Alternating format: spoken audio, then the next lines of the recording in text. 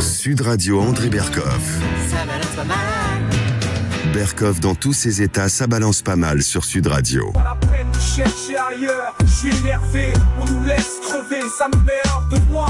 Tuer l'électricité monte, ça devient infernal, c'est pas normal. On nous prend pour des blaireaux, on s'achemine vers la rue, ça devient un drame. On paye des factures, mais on se retrouve dans la famille.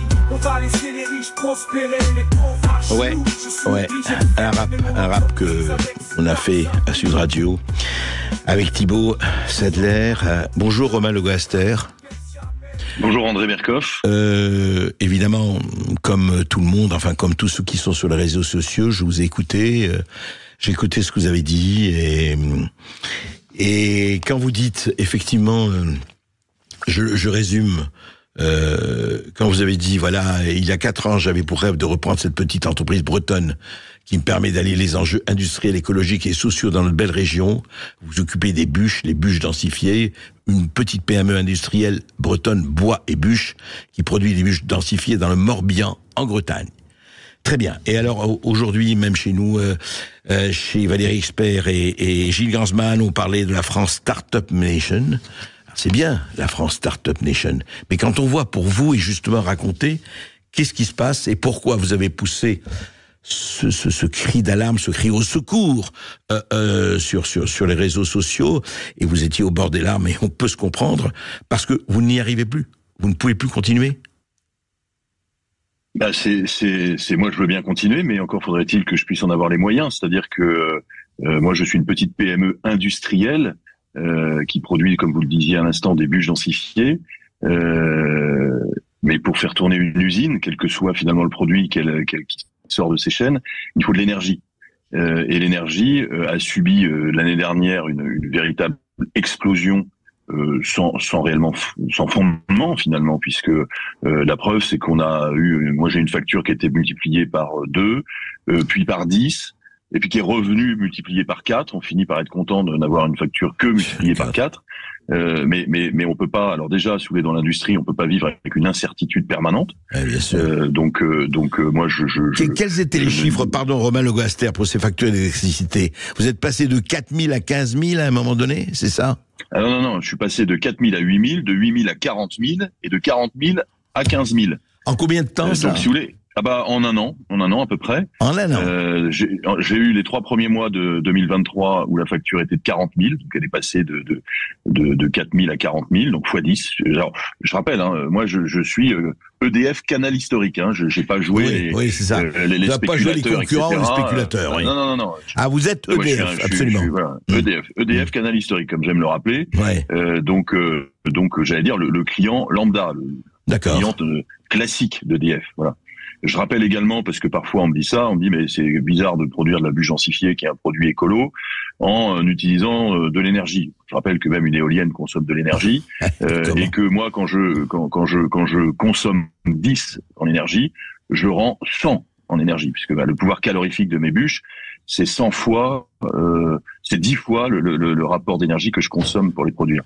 Donc mon équation est absolument parfaite. Il n'y a pas d'incongruité à produire de la bûche densifiée avec des machines qui consomment de l'électricité.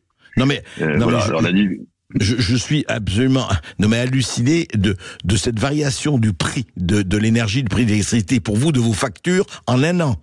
C'est de la folie furieuse quand même, à un moment donné. C'est de la pure folie. Et puis en plus, vous savez, on dit dans les affaires, quand c'est pas clair, c'est qu'il y a un loup. Et le problème avec EDF, c'est qu'en fait rien n'est clair. Là, vous voyez, j'ai changé. Alors, on a changé précipitamment le contrat, puisque sinon c'était là, par contre, l'exécution, puisque je pouvais pas continuer à payer mes factures 40 000 euros par mois, quand même, alors qu'elles étaient quelques mois plus tôt à 4 000. Ouais. Et alors, je change le contrat. Oui. Et je change le contrat pour voir donc mon nouveau contrat passer, en gros, au lieu de payer 4 000 euros par mois, je paye 15 000 euros par mois. Sauf qu'il y a tout l'arriéré qui est à payer, et c'est une ardoise qui chiffre à 130 000 euros. Et là, EDF, je leur dis, écoutez, bon, allez, ok, je prends ma paume, mais je demande un échéancier. Ben oui. Et là, EDF me dit, d'accord, mais vous réglez ça avant la fin de l'année. D'accord. Si je vous demandais de payer votre maison par un emprunt, vous payez votre maison en 2 ans. Avec tous les arriérés, avant la fin de l'année, tout. Exactement. Ça, ouais. Enfin, même avant fin octobre, pour être très précis. Et quand vous dites, ça me fait faire la clé sous la porte, ça me met mettre la clé sous la porte, je dois fermer mon usine, ils disent, ah oui, mais c'est pas notre problème, quoi. C'est ça. Ah oui, non, là, par contre, là, ça les intéresse plus. Et alors, ce que je trouve vraiment épouvantable, et c'est pour ça aussi que j'ai lancé mon cri d'alarme, qui, je pense, j'espère, va en tout cas me permettre d'avoir un petit répit. Mais c'est qu'en plus, vous recevez, donc moi, j'essaye de négocier depuis 1 an avec EDF pour avoir un échelonnement plus long, que je leur dois. Bien sûr, c'est plusieurs années. Et voilà, ils me disent, 18 mois, ils me disent non, il faut que ce soit réglé à fin octobre, date anniversaire de votre contrat. Et puis, sinon, on coupe. Et puis du coup, quand on n'est pas tombé d'accord fin mars, début avril, j'ai reçu un SMS en disant au fait, pour info, on vient couper l'usine, on coupe l'électricité dans 10 jours. Mais là, vous venez de recevoir ce SMS là. Je l'ai reçu il y a 15 jours. D'accord. J'ai reçu il y a 15 jours. Voilà. Pour info, on vient couper le fruit de votre travail, les 10 salaires, tous les collaborateurs. Vous avez 10 employés, etc. Vous avez 10 employés, là, 10 salaires. Oui, j'ai 10 employés. Et 2 alternants qui sont aussi d'ailleurs des salariés, et 2 alternants. Et dites-moi, est-ce que vous êtes allé, je vous pose la question, vous êtes allé voir autour de vous, que ce soit la municipalité, ou le conseil départemental, ou les autorités, etc. Comment ils réagissent ? J'ai secoué le cocotier partout. Déjà, il faut savoir une première chose, c'est que mon cas n'est pas du tout isolé. Actuellement, on n'en parle pas beaucoup, mais c'est aller au tribunal de commerce le plus proche de chez vous et vous apercevrez que c'est une boucherie. Puisqu'en fait, actuellement, on paye les problèmes d'énergie, effectivement. Mais je rappelle également que c'est aussi le moment où on nous demande de rembourser nos PGE, nos prêts garantis par l'État. Donc c'est de vrais tirs croisés actuellement pour les trésoreries des entreprises. Et donc on arrive à des équations qui sont insolubles en fait. On sait que les faillites s'accumulent, on sait que les faillites se multiplient.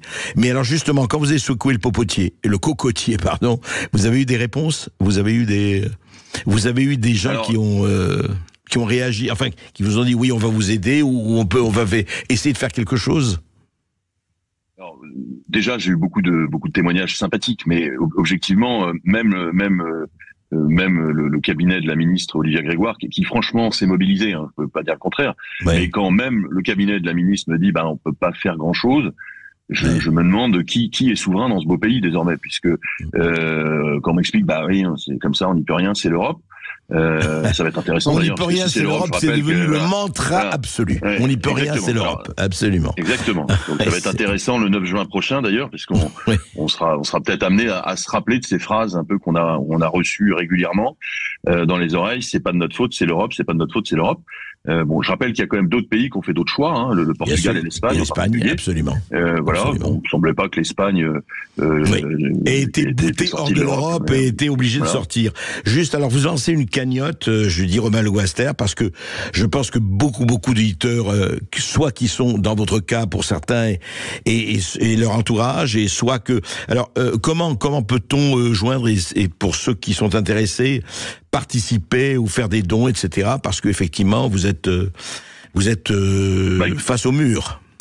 Ah oui, là, je suis face au mur. Alors, écoutez, déjà, un grand merci à déjà tous ceux qui se sont manifestés, qui ont participé à cette cagnotte, qui continuent à participer à cette cagnotte, donc qui vous pouvez retrouver sur Litchi, voilà. Litchi, donc j'ai des témoignages bouleversants. Pour moi, mon métier, c'est pas d'ouvrir des cagnottes sur Litchi. Mon métier, c'est de produire des bûches densifiées. Voilà. D'ailleurs, j'invite également à ceux qui nous écoutent, à venir sur mon site internet, voir les produits qu'on propose. C'est quoi votre site ? Donnez le nom de votre site. C'est omabuche.fr. O-H-M-A-B-U-C-H-E. Omabuche.fr. Omabuche.fr. Très bien. Voilà. D'accord, c'est transmis, en tout cas, c'est noté, omabuche.fr, voilà. C'est pas Oh les filles, c'est Omabuche. D'ailleurs, on pourrait faire une chanson, là-dessus, c'était un peu l'idée. Bûche Omabuche, exactement. Voilà, Bûche Omabuche, absolument. Il y avait Biche Omabuche. Mais, dites-moi, non, mais c'est vrai que, on aurait envie qu'on dit de rire si on n'était pas obligé d'en pleurer comme vous dites, et vous n'êtes pas le seul, et il y a des milliers et des milliers d'entrepreneurs, de petites entreprises qui sont dans votre cas, et franchement, et on dit oui, mais c'est pas nous, c'est l'Europe, on peut rien faire, c'est l'Europe, c'est extraordinaire, moi. Je reviens à ce que vous venez de dire, quoi.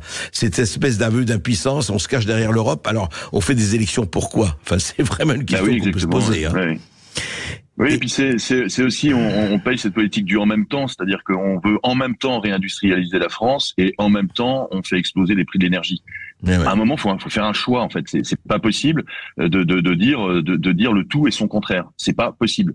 Moi, quand je produis une bûche densifiée, je fais pas autre chose. Je mets toute mon énergie qui est concentrée, toutes les équipes sont concentrées pour faire ça, et on fait pas autre chose. Et vous voulez dire si on se disperse. Oui, et quand vous faites une bûche densifiée, vous ne faites pas un tuyau d'arrosage. Voilà, c'est ça. Voilà. C'est un autre métier. Voilà, et c'est vrai, mais en politique, ça se passe plutôt comme ça. Hélas, en ce moment. Merci Romain Le Gouaster, et écoutez, voilà, au Mabuche. Merci André. Voilà. Et je vous souhaite tout le courage qu'il faut. Et vous viendrez nous dire que vous avez été sauvé. Voilà. Promis. Merci beaucoup d'avoir été avec nous, Romain Le Gouaster. Je rappelle que vous êtes directeur général de Bois et Bûches à Lisieux, dans le Morbihan, en Bretagne. On va marquer une courte pause sur Sud Radio et après on va parler un peu de culture. Après cette petite pause, à tout de suite sur Sud Radio. Sud Radio Berkov dans tous ses états. Appelez maintenant pour réagir 0826 300 300.